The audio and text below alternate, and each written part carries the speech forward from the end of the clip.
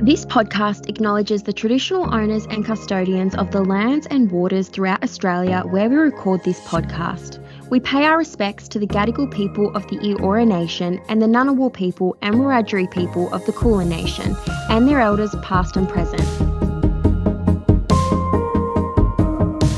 Hello and welcome back to another episode of Day 1, the Maddocks podcast talking all things clerkship and commercial law related. You're joined by Maddocks lawyers Sophie Edgar and Sam Edgar, and we are very excited to have you join us for today's episode. Sure are, Soph. We've got, and we say this every week, we've got special guests.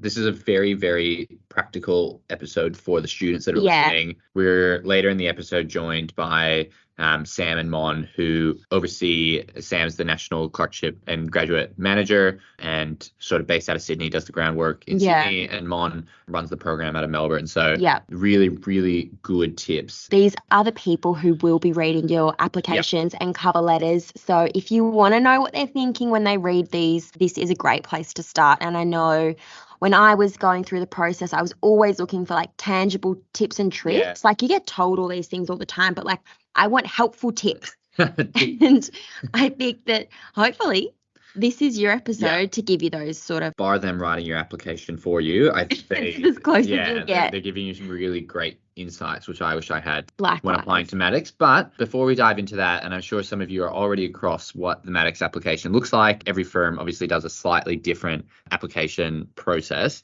Yeah, it's a really good application process, I think. Like it's not too stressful or anything like that. And Sam and Mon, we talked to them, you know, they're seeing lots of applications year on year.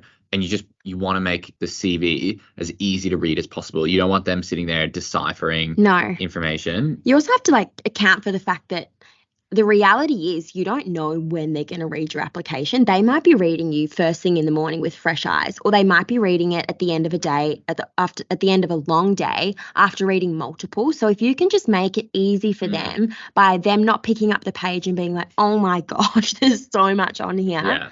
If you can just make their life a little bit easier, I think that goes a long way. Yeah, no, totally. And then the cover letter, the all important cover letter that everyone talks about. We touch on it pretty much in every episode, little segments of the cover letter, and Mon and Sam give some incredible tips a little later in this episode. But we thought maybe it'd be useful for Soph and I to talk about how we structured our cover letters, what we put in, take it with a grain of salt. What works for us may not work for others, but maybe we can just talk about how we linked our experiences into our cover letters. I think like before we dive into it too much, my tip that I give there's two tips actually that I give from the outset, and I've been telling some of the students at some networking events recently, is that think about how much time you think it might take you to apply and write a cover letter, and then double it and allow yourself that much time, because I significantly underestimated how long it would probably take to sort of get that right. So I think definitely allow yourself enough time to do yourself justice in that regard.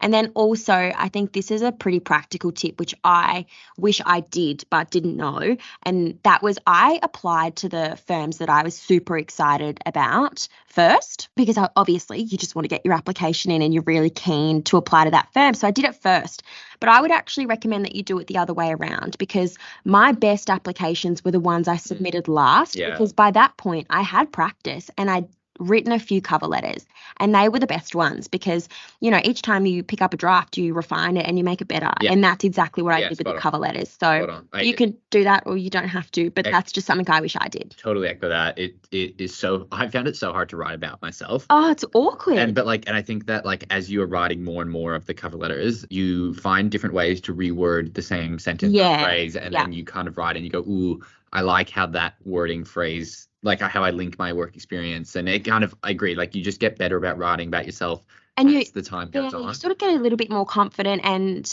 the ability to be concise is slightly easier because you can just, at the start, I remember my first draft, it was just, oh my gosh, so much writing, because you think you have to tell your entire life story, and then by the end of it you're like, no, I can get all of these qualities across in different ways. Yeah exactly right. So we've kind of spoken about it a little bit before, but what did you put in your cover letter?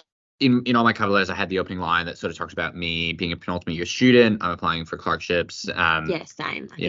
Yeah, it's pretty stock standard. I think it's a really just good way to open the discussion of like, I'm applying for your firm. I'm really excited to be applying for your firm. I'm penultimate year. I went to Deakin University. I had an average of X, and this is what I studied. I know some people put, I'm applying in that spot. They'll put, I'm applying to Maddocks for these 3 reasons, and they'll structure it that way. Also a really good way to do it. Whatever writing style you have, go with that. I then sort of dove into more broadly, why did I want to become a lawyer? So my experience was that when I left high school, I didn't go straight to uni.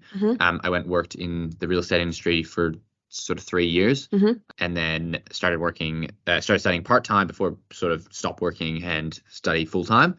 Did the swap. And so my reasons for wanting to become a lawyer was more related to the work that I did, and in the job that I had, I really, really enjoyed being in the property sector. But anytime a deal would go and become sort of disputed, or the negotiations would get to a point where lawyers have to get involved, we would step away and the lawyers would step in. I'm like, I don't want to step away. That's when it's getting juicy. And so let me be involved. I want to be in the sort of the room where it happens. Yeah, that's right. Yeah, exactly. I want to be Aaron Burr, and I want to be in the room where it happens. And that was the reason. Like, I wanted to deal with really complex issues. And I found that would be the best platform for me. And so, I transitioned, went and studied law, and that's where I was when I was applying. And that was sort of broadly my reasons for wanting to become a commercial lawyer. Yeah, and right. That doesn't change firm by firm. Like, my reasons for being a lawyer isn't linked to a firm. No. That's just my story. So was that in your opening paragraph? That is in, I'm trying to think back. So it's like my little first line of this is why I'm applying. And then, so I think it was somewhere in and around the top. I think there might have been some other paragraph at the top around just introducing the I'm applying from that firm. But anyway, I start to talk about more Maddocks specific stuff, and I will use my Maddocks application as a good example here because of my real estate experience. Maddocks, and you would have heard Adam and Michael Taylor Sands talk about that property development sector. I was really, really drawn to Maddocks because of that. Right. And it wasn't just like I've listened to, like, I know that you guys do real estate work. It really linked with what I had been doing for the last couple of years. And so there was just a real draw card for me into Maddocks, and I was able to speak about that quite passionately, I think, with some real tangible examples of the kind of work that I wanted to be doing and the kind of work that Maddocks has been doing. Right. So I think that for me, that was a big tick. Yeah. And I think that worked well in my favor. After I had left real estate, started studying, I found a paralegal job. It was like more of a commercial role at a big energy company called Siemens.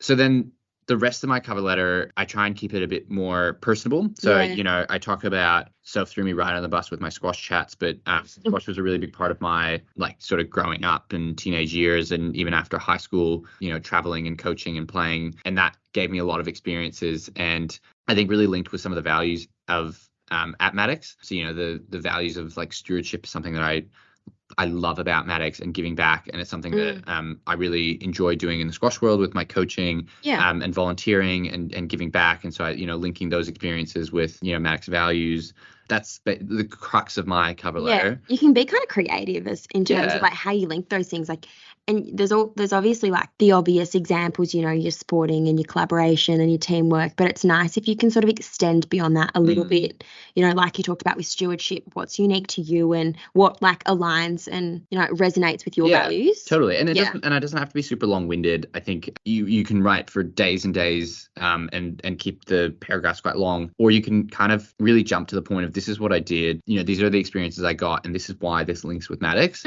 And it doesn't have to be the longest answer in the world, or the most sort of groundbreaking answer, but just linking your experiences to why you want to work at the firm and why the firm resonates with you. And then that's what I tried to do with my squash, and I think there was a paragraph in there somewhere around client services and talking about my commerciality.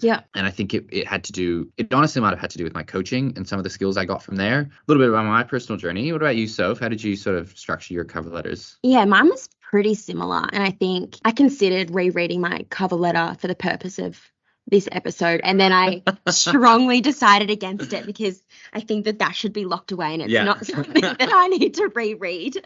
But mine was very similar in terms of the opening line, introduction to me, where I'd studied, what degree I was doing, just very brief sentence to sort of introduce it. And then I had 3 paragraphs that I structured it into. The first one was why Maddocks. The second one was a little bit more about me generally, my experience and why I wanted to be a lawyer. And then the third one was things that I sort of considered made me unique and were just something that I felt I needed to put in there. Yeah. Even though people had told me that you didn't need to, it just kind of felt like it was right for me to put it in there. So in terms of the first paragraph, when I sort of touched on why Maddocks, I'd met a few people from across the firm who had been involved in the graduate clerkship and employees of the firm. I'd met them at various evenings. I think ours were all COVID, so they were online. And I'd met people from the firm and felt like I really connected with them and were people that I was just naturally drawn to. I think that I say it over and over and over again, but it's just finding those people that you feel drawn to and that you connect with and that you want to be colleagues with. So I talked a lot about that, and from those experiences and conversations I had with those people, touched on, the culture and the values of Maddocks and how that aligns with my personal values. And sort of tried to sum that up in a neat little package, which is hard to do, and I probably could have done better. Practical tip is that it's totally okay to mention those interactions in a cover letter, and it's a really good way of linking back and showing that you're well researched. So, if you have an interaction with Sophie at a networking night, or if you have a coffee with a junior lawyer, or, whatever. Talk about it. Yeah. And link it back. And, from my conversations with Sophie, I learned about the culture and, the different kind of programs. And that resonates with me because I volunteer and XYZ, right? And it's a really good way of phrasing a paragraph. It works really well when it's done well and it's genuine. If it's not genuine and you're just throwing names in there without those conversations, I think it stands out like a sore thumb. So I agree. It's also really nice to always ask someone before you submit a cover letter saying like, hey, do you mind if I put your name in my cover letter? I found that to be a really good way of getting across that I've researched a firm.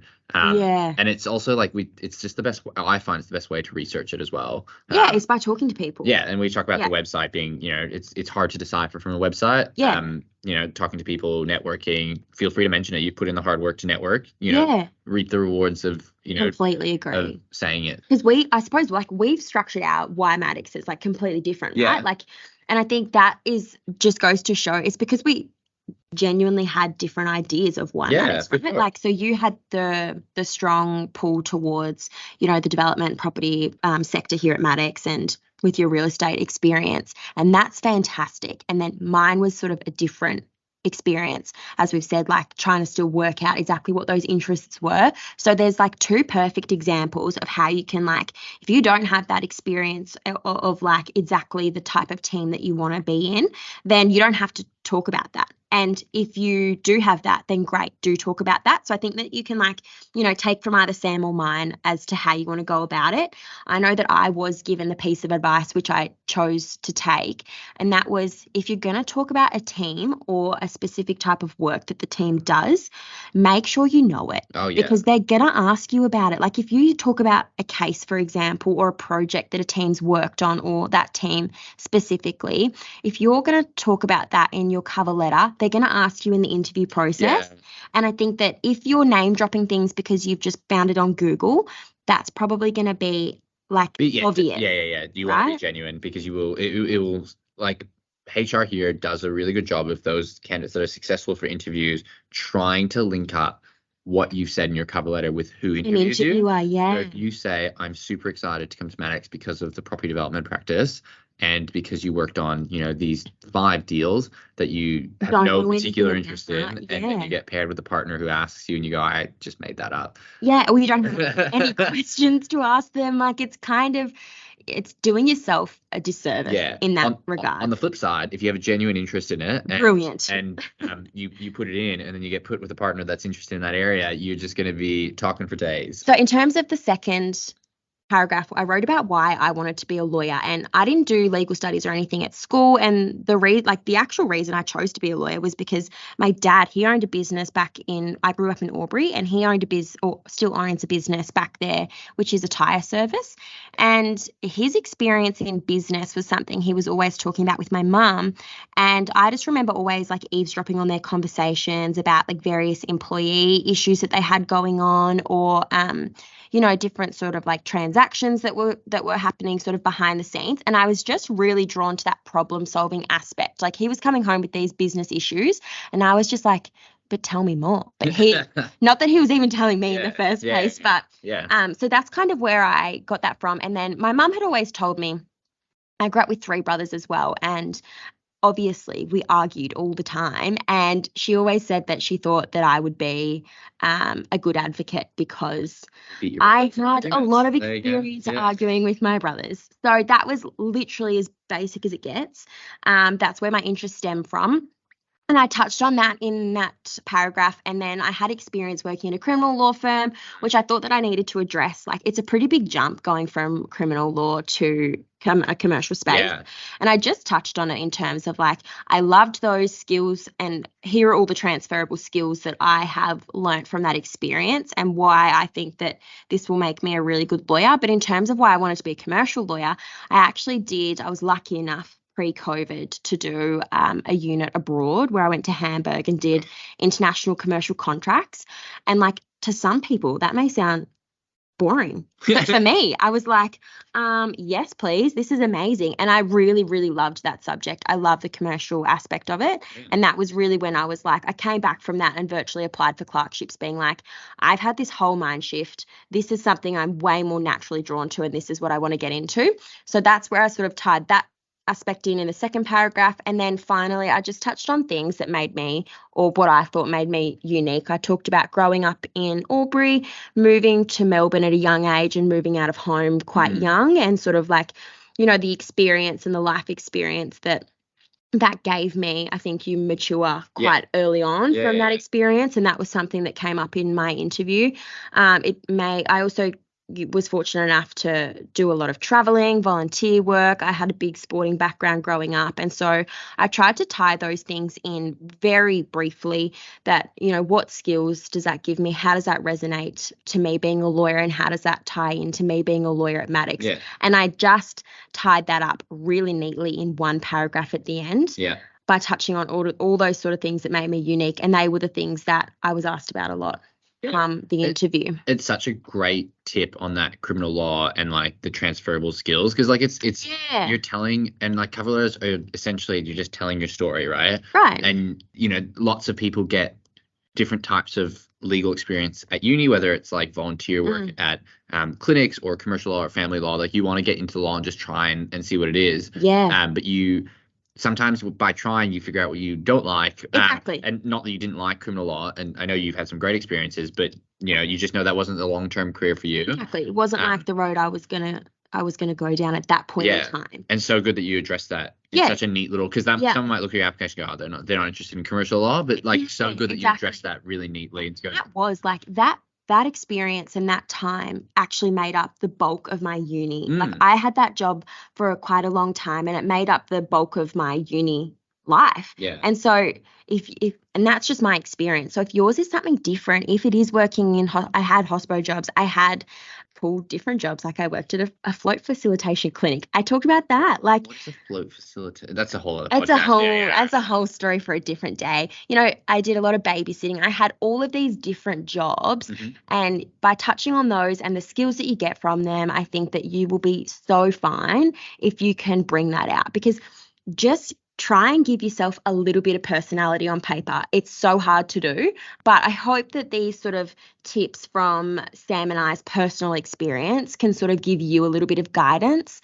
And if you need people, you know, ask your friends, ask your mum. My poor mum read my cover letter so many times. Yeah.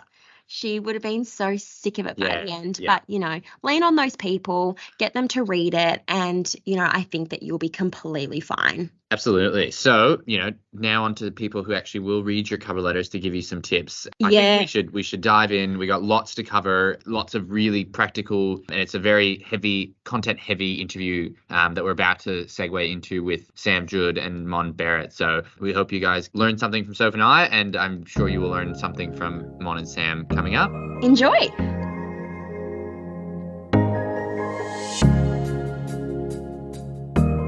Today we are joined by 2 very special guests. So welcome to the podcast, Mon and Sam.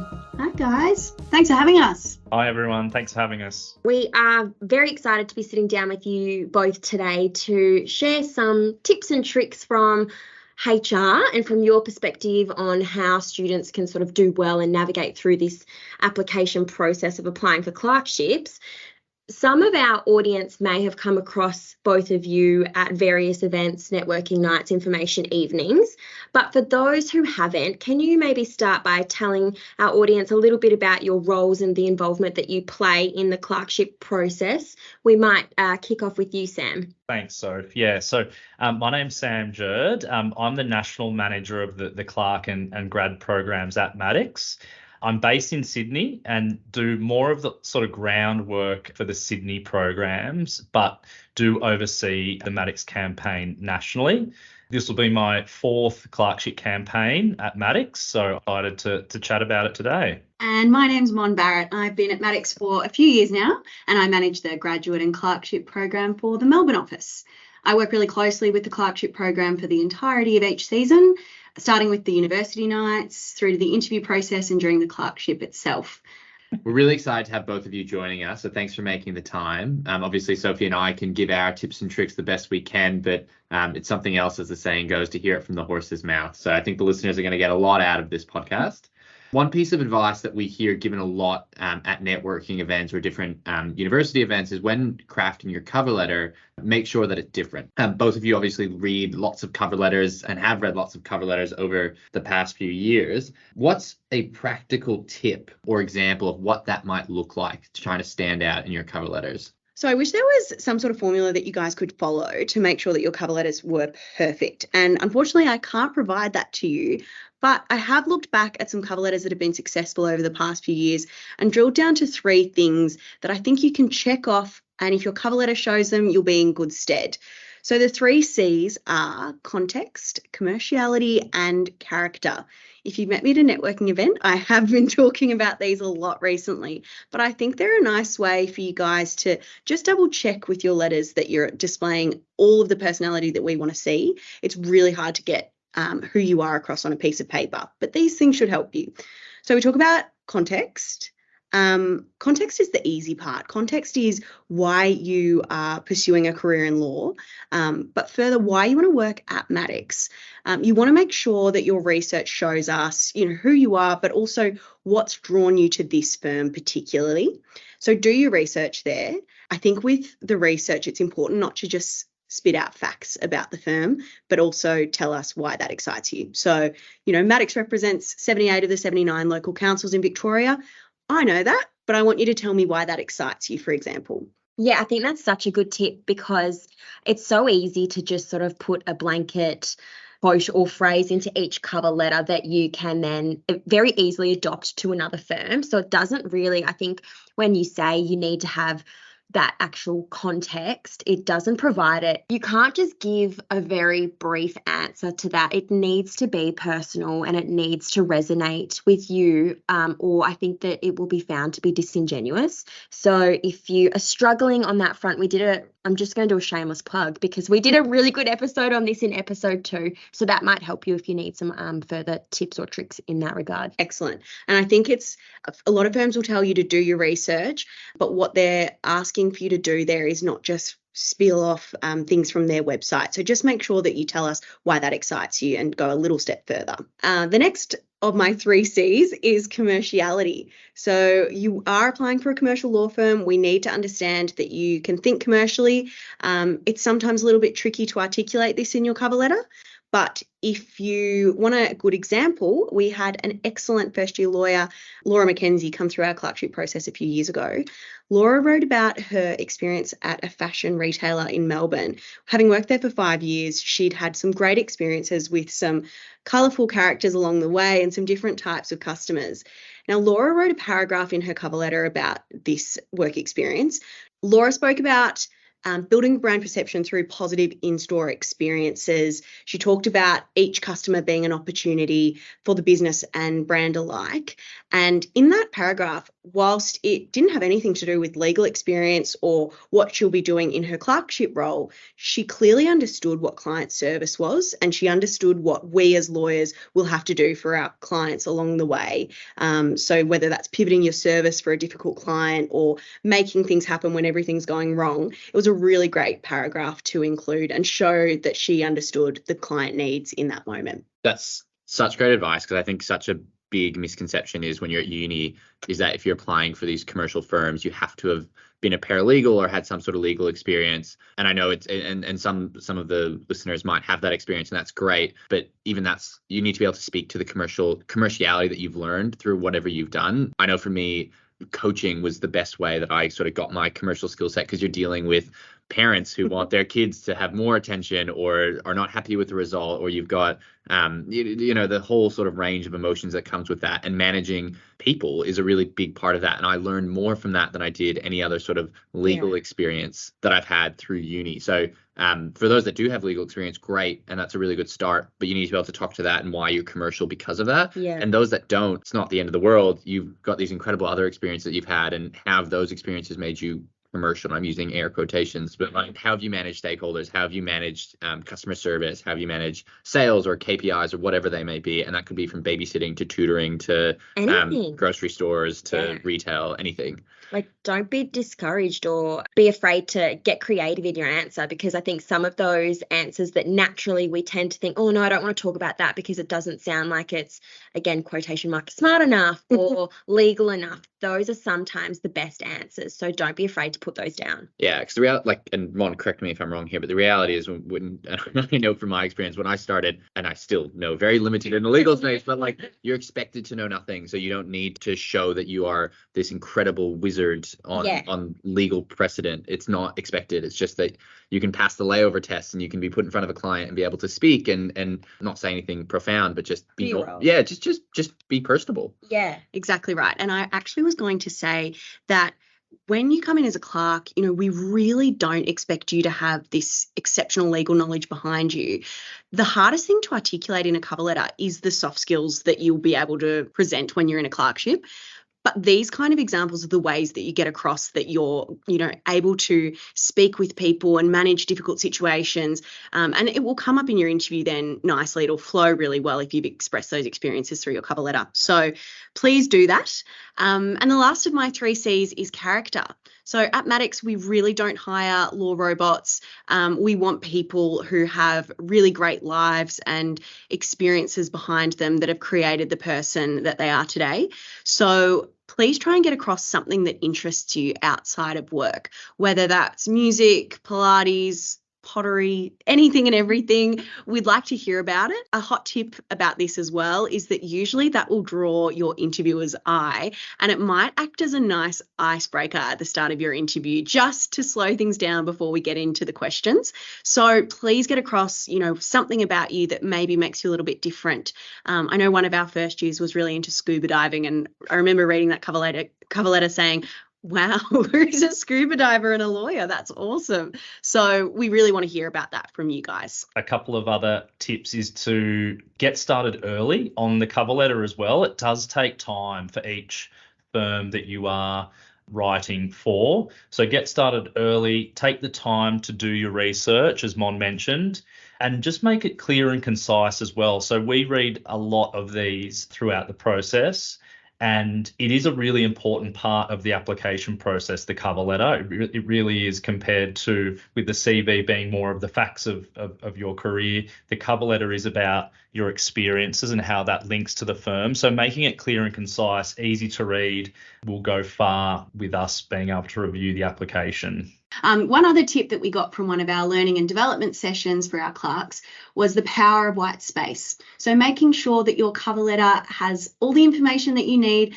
but hasn't got its margins right out to the sides, fitting in hundreds of words that maybe aren't necessary. So the power of white space is about making sure there's space on the page that draws your eye to the text and gives your eyes a bit of a break in between each paragraph. Yeah, thank you both. I think, like Sam and I said in our previous segment, starting those cover letters early is the best piece of advice that we can possibly give. I know that when I went through the process and I sat down and everyone had said it takes a long time to do your applications and write your applications, but until you're actually doing it and you realize how many times you need to redo it and how tricky they can be to sort of capture everything you want, like Mon said, you really need to be able to sort of understand how to get your entire personality across on this one page. Like, it's such a tricky thing to do. So if you can take some little tips and tricks away from both what Sam and Mon have said, then I think you will be in good stead.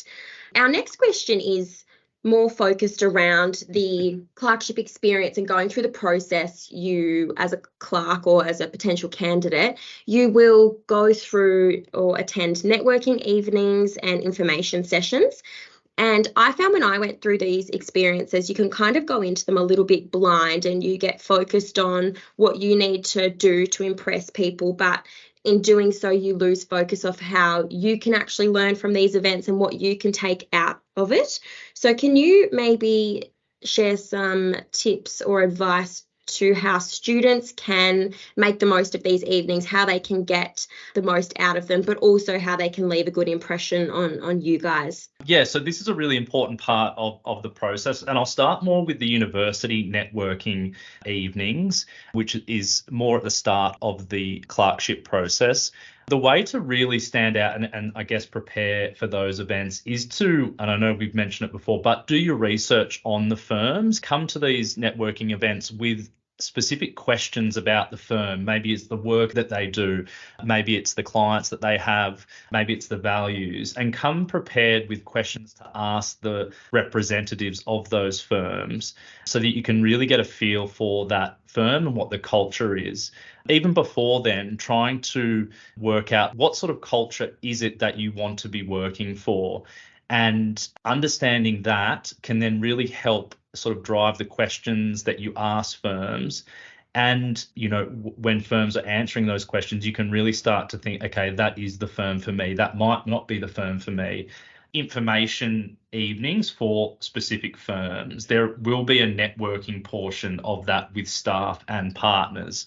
So coming prepared with questions to ask specific partners. Perhaps you are interested in the work they do, or some of the staff members, some of the work they do. So coming prepared with specific questions to ask them will put you in good stead in getting as much information as you need out of those information evenings and really impressing the people that you're speaking with. So standing out is a great way to do that. I think another thing to think about at these info nights is that it's your opportunity to sell yourself a little bit. So you can prepare an elevator pitch, a 30-second little speech that you give and you repeat over and over in front of a mirror where you speak about your experiences, maybe what degree you're doing, what you're studying, some of the subjects you've liked so far and why you've ended up applying for that firm. That sort of thing you can come in, practice with it in your back pocket, ready to go. So try and set yourself up there.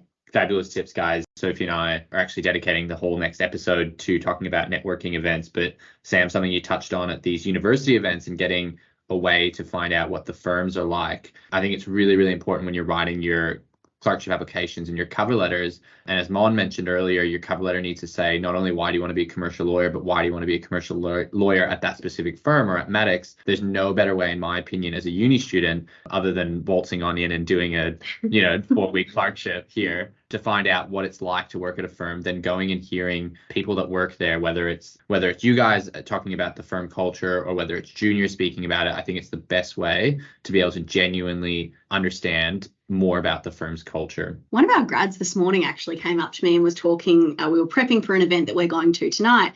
And she spoke about in her clerkship how she felt that she knew the law would be the law at every firm that she went to. What she was trying to figure out was that culture piece and was that, I suppose, practice area and sector focus that each firm has and that how that differentiates them.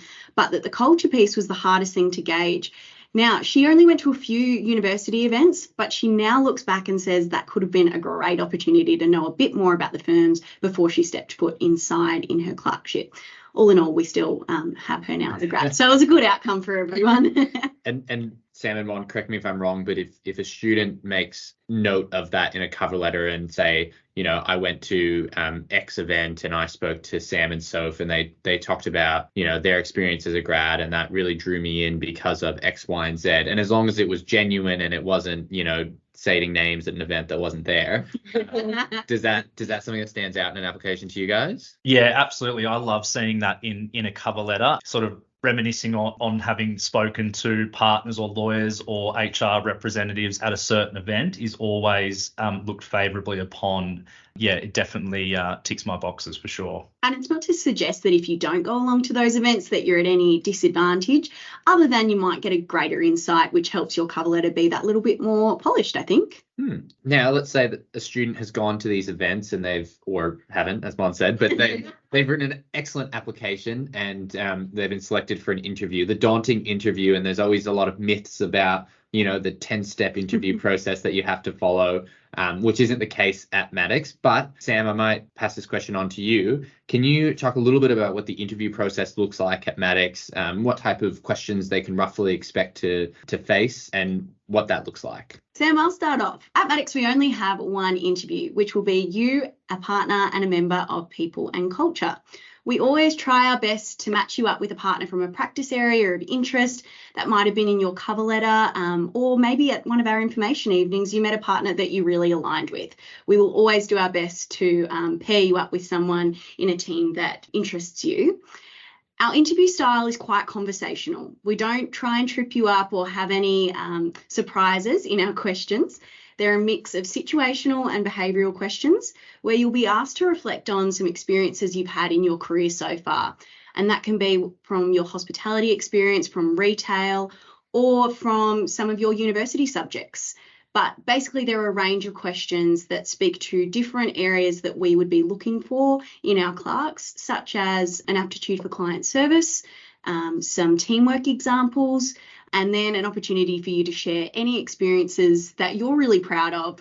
Maybe that's an achievement at uni or some travel, but we're open to having a really relaxed conversational style interview to make sure that you get across everything that you'd like to share with us. And we always ask what you do outside of studies and work. So come prepared with some of your hobbies, some things that you like to do outside of university, because we do want to find out what you are as a person outside of all of that. So that would be a little tip there. And I know we've said this over and over, but try and come prepared with some questions for us too.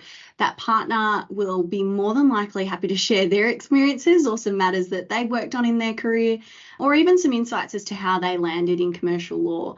It's a really great opportunity for you to have a discussion there and to build a connection with someone who has been in your shoes. So please feel free to ask any questions. There is always an opportunity for you to direct the conversation. Thanks for sharing your insights there. I know that when I went through the interview experience, each firm has a different interview style, and so it was really, I found it really nice and really refreshing when I came to my Maddocks interview, because exactly like both of you touched on just then, the questions, I was really prepared to, I had some legal experience and I had, other academic things that I had touched on. And I thought that, coming into a law firm, that's what people want to hear about. But what I was actually asked on the most was my experiences generally, my life experience. I had sporting experience and things that were just totally unrelated to university or my work in the law so far. Obviously, it does touch on that here and there, but it was really nice to have a conversation, and I left the interview feeling like that Maddocks actually really wanted to know about me as a person, as opposed to me as someone who would just be a good lawyer. So I guess that it's really nice that when you hear all of these things about the style that firms adopt, it's really nice that that's actually reflected in practice. So while we're on the topic of interviews, is there a specific quality as such or something that you're waiting for or looking for that when a candidate presents that during an interview, you have your aha moment? We might kick off with you, Mon. One of the things I wish clerks knew about the interview process is that it's okay to be nervous. We're very cognizant of the fact that for many of you, this could be one of your first corporate interviews or sort of serious interviews. And so sometimes just being a little bit nervous and shy at the start can be really endearing. So I think just take that on board, that it is okay not to be feeling 100% confident. But in saying that, when I get really excited, it's when someone has a genuine enthusiasm for the opportunity that's in front of them. You can see a passion in someone's eyes when they're talking about the firm or when they're talking about their experiences, that they know that this opportunity is opening a great door for them in their career. I think someone that's really excited about the process and taking it on for their own experience, rather than, being too jaded perhaps by other people's experiences in previous years, they're sitting there giving it their best shot. I find that really exciting. And also someone who is genuine. So my most recent clerkship season in 2022, I had an interview with a candidate who came back as a clerk, and he spoke about an experience with Dan Murphy's, talking about a day that he walked into work and everything had gone wrong. The client in this instance was a customer who was having their wedding coming up soon, and pretty much everything had gone against that customer, and it was left to our clerk to figure out how to turn that day around.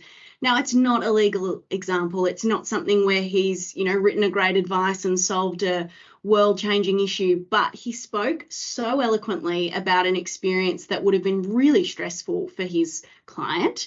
And I sat there with the partner, completely engaged in his story, asking questions, saying, oh no, what happened next? And I was totally enthralled by how he captivated us as an audience in that interview. And ultimately, he walked out of the room and we just said, gosh, he spoke so well about a really hard time that obviously stressed him out quite a bit. But it's sometimes those experiences and examples that can really engage the audience that is sitting in front of you, who ultimately are interviewing lots of people that day. So if you have any experiences, and I have to stress, not just legal ones, please come along with those. Please feel free to share when things go wrong and how you turned it around, and you've shown maybe some resilience or some teamwork to find a solution. But ultimately, be yourself, be genuine in the process. If you're in that room, you should be so proud of yourself for getting there. So take on the opportunity as best you can. You're allowed to be a little bit nervous and stumble on your words, but ultimately we're there to see you succeed, and we really enjoy our interview process. Just touching on the examples that people provide, it's always good to come with quite a variety of examples. So as Mon mentioned, an example from university, an example from work life, an example from maybe a volunteering. It just keeps the interview really, really interesting, and I think provides just that more well-rounded experience that you're able to provide there. I also really like when someone comes prepared with or has done a lot of research about Maddocks, so they know about the teams, they know about the clients, they know about some of our signature strengths or the values. So that's really important and can really show through in an interview. And also that curiosity piece. And that comes to the questions at the end. So asking some really insightful questions can sort of make a good interview become a great interview. So there's just a couple of things there as well I thought I might add. And that brings me to one point, Sam. I'm sure you've had this experience as well.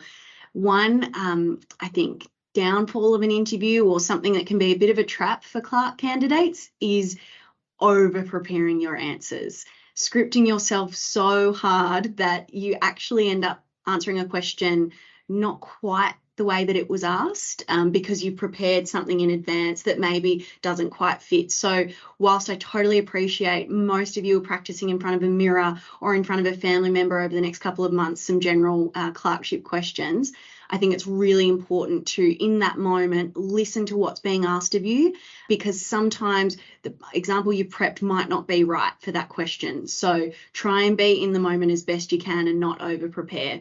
Thanks, guys. Interviews are, never easy. And I think those are really valuable tips, and coming prepared and doing the research and not being over prepared. I think, students should have some comfort that the process isn't here to trick you. And it's really just about, explaining your CV and explaining your cover letter and really getting to know if, A, are you the right fit for the firm, but is the firm the right fit for you as well? So thank you so much for your tips. On a slight detour, Mon, we're going to try some rapid fire questions for you here. I'm ready.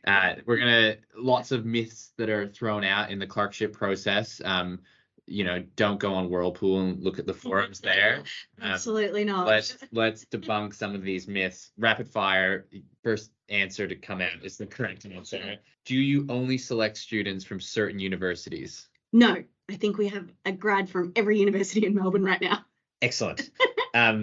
Is there a cutoff on grades? Do you cull applications without even looking at them based on their university score? Absolutely not. I do think it's a good idea to come prepared to an interview, able to speak to maybe a negative mark here or there, but for us, no cutoff for marks. Excellent. Do you need to have commercial law experience to be able to get a clerkship at Maddocks? No, I think I sound like a broken record, but any experience you come with will be equally reviewed and valued. All right, final question. Are we a HBO show called Succession, and is it all about who you know, not what you know? Yes, I am Logan Roy. No, I'm kidding. No, not at all. Sure, it's great to meet people at university events and through your networks, but if you've met people along the way through application, through university events or throughout the application process, but absolutely not. Each application is reviewed fairly and equally. Agree with all of them. And I think if the answers were yes to any of them, we'd be doing ourselves a disservice by not looking at a diverse range of candidates. Because as we know, whether you be from a different university or have different marks, you're always going to provide something to this clerkship at Maddocks. So, yeah. Well, there you go. As Sam would say, you've now heard it from the horse's mouth. Thank you for answering those questions. I know that it's still something that we get asked about all the time, and when students are sort of looking to apply, and you can very easily get caught up on some of those things, thinking or not having the self-confidence to apply somewhere because you think that you might not have the grades or the experience. So it's so comforting to hear those words reiterated and to hear it come from both of you. As much as we would love to keep picking your brains about the process and how to set students and our listeners up for success, our final question is just around if you have any final words for our listeners to help them through this process. Yeah, so look, my final piece of advice is just that this experience you're about to embark on is a once in a career experience. So never will there be an opportunity for you to, research as much about firms, meet and network with as many firm representatives, partners, staff. And it's really about you finding the firm that fits best with your values. So remember that throughout the process and really see it as a learning experience, as well as an opportunity to secure, a clerkship at a law firm. So I think that's, important to note throughout the process. And I'd like to add that Maddocks is an awesome clerkship. So I'm very excited to see all of your applications coming through. I recognise how hard this process is. I appreciate it takes a lot of time out of your days, and I know that all of you are volunteering and travelling and balancing a uni degree and work at the same time. So I appreciate all of that. Well done to you for commencing on this process. I know it is quite daunting. All I can say to you is take some time for yourself and be kind to yourself throughout this process. It is hard, and there will be some rejections along the way, I'm sure, but that is not a reflection on who you are or the lawyer that you are capable of becoming. It's extremely competitive, so you've got to be fair on yourself and look after yourself in the process. Reach out to as many people as you can, set yourself up well and ask every question you can before applications are due so that you are ultimately putting your best foot forward on day one of that application process. And otherwise, have a bit of fun with it. We really enjoy meeting with you guys and working with you throughout the process. So please enjoy meeting with us and coming along to all of our events. I actually love your advice that you've said there, Sam, about spinning the narrative. I think it's, as much as everything, as Mon said, is true and the process is completely overwhelming, it is actually such a great and exciting time to think of it in a really positive way. And like you mentioned, Sam, it's pretty cool that you get to go around and meet all of these people and actually find out if this is something that you're interested in. If so, you'll